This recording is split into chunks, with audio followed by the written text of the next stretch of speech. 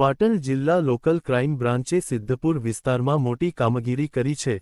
Police inspector આર.જી. ઉનાગરના માર્ગદર્શન હેઠળ પાટણ જિલ્લા એલસીબી સ્ટાફને બાતમી મળી હતી, રાજસ્થાનથી એક ટ્રકમાં સ્ક્રેપની આડમાં વિદેશી દારૂનો જથ્થો આવી રહ્યો છે।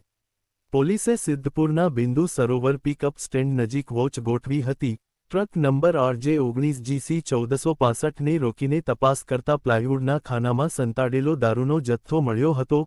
પોલીસે 6480 બોટલ દારૂ જપ્ત કર્યો છે। આ દારૂની કિંમત 47,84,880 રૂપિયા થાય છે।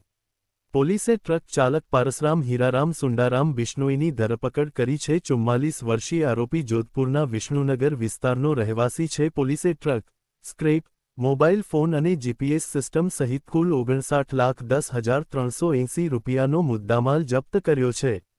દારૂનો જથ્થો ભાવનગરના એક અજાણ્યા વ્યક્તિએ મંગાવ્યો હતો। રાજસ્થાનના બાડમેર જિલ્લાના પપ્પુરામ બિશ્નોઈએ આ જથ્થો મોકલ્યો હતો। બંને આરોપીઓને પકડવા માટે પોલીસે તપાસ શરૂ કરી છે। પકડાયેલા આરોપીને સિદ્ધપુર પોલીસ સ્ટેશનને સોંપવામાં આવ્યો છે।